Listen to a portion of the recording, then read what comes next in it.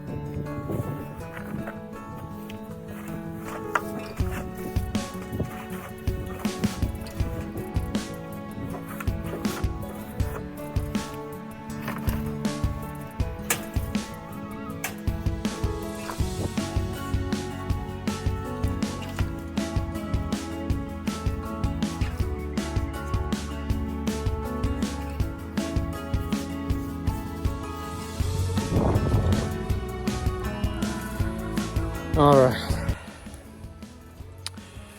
Got a big problem with this chicken tractor here. It's probably the best one I've ever made. It's real convenient as far as headspace, and it's pretty light, but the door is too small and I can't get that big bucket in there, which is inconvenient. But when I build my next one, I'll account for that. This bed behind me right here, it's going to be one of our potato beds. It's got a lot of loose dirt in there. It's easier to dig up. And I usually put the chickens on here, but I don't quite have enough chickens to do all the things that I'm wanting to do with them right now. They're still working on that bed over there behind the shop. And then there's one over there you just saw me put some stuff in. And that's all the chickens I have. So what I'm gonna do is I'm gonna take my pitchfork and loosen this soil up a little bit, and then I'm gonna lay some sheets of metal on top to kind of keep it covered and keep the weeds from growing back up till we plant. But also it keeps it from packing back down too. If it rains or something like that, and maybe it'll kill some of the grass that's in there so it don't try to come back up. But I've done chopped all the grass down. I videoed that, but something didn't go right. So anyway, I'm gonna stick the pitchfork in there, loosen it up a little bit, and then lay some metal on top.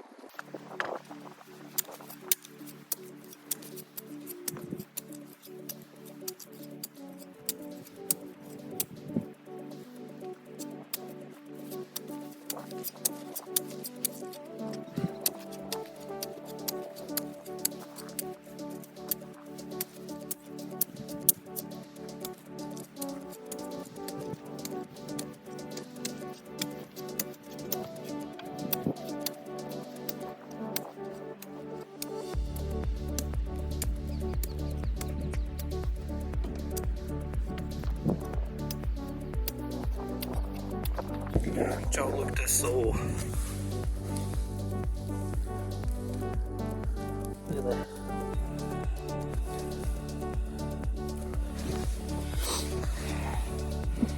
That's good stuff. We've been planting in this bed about 5 years, I believe. It's pretty good.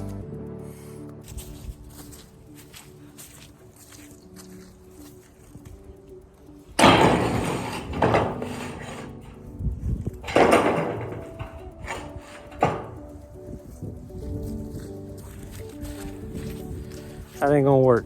We need it to be laying on top of the soil, so try something different.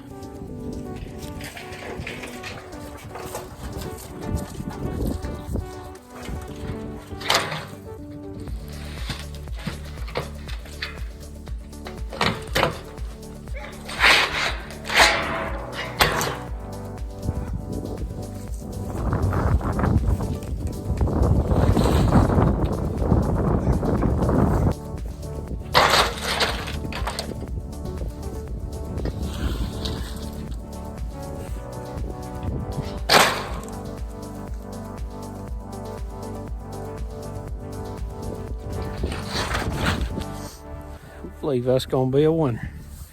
Guys, don't ever let your wife tell you that hoarding is a bad thing and that you'll never use that stuff. Just look at that. Worked perfect. Well, it's come time to prune the blueberry bushes. I've let it go a good bit. You can see what I like to have is about 6 main stems coming up. As you can see, I've got way more than 6. So I'm gonna try to clean it up a little bit. I'm probably not gonna cut it down to 6, but I'm at least gonna get rid of a lot of the stuff that's gonna hurt it this year. You don't want too much going to the middle. You don't want it crowding in each other, growing together. So we're gonna thin this one. I got this blueberry bush, and then there's one right there that isn't quite as bad. So we're gonna take care of that.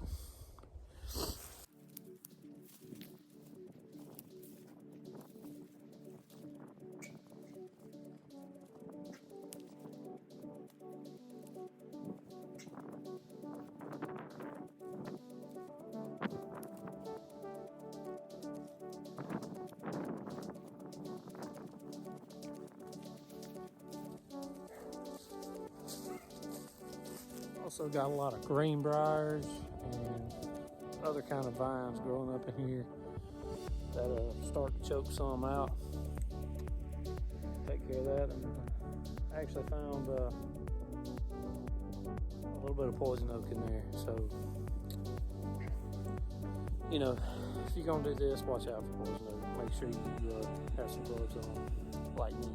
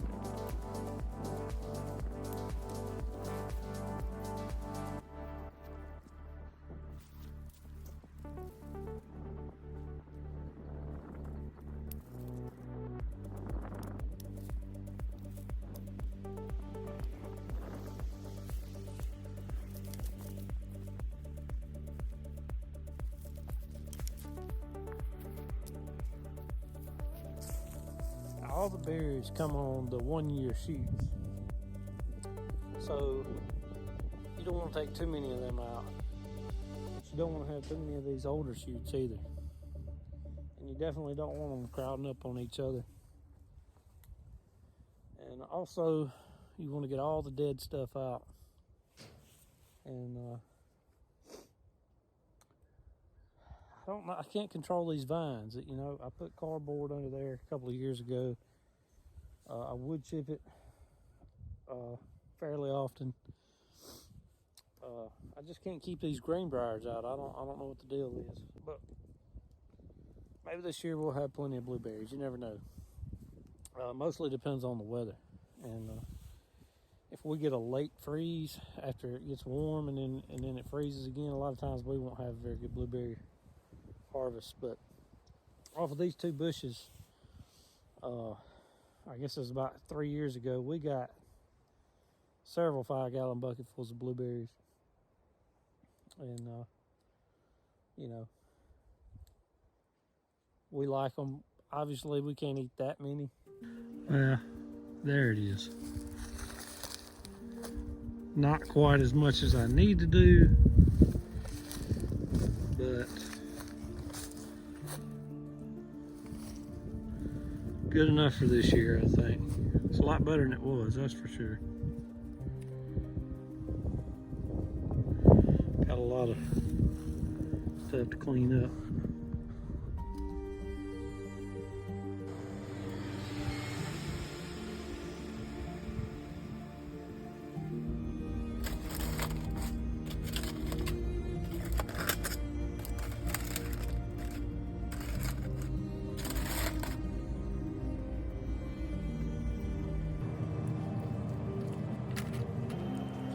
And here's our update on the chocolate loaf.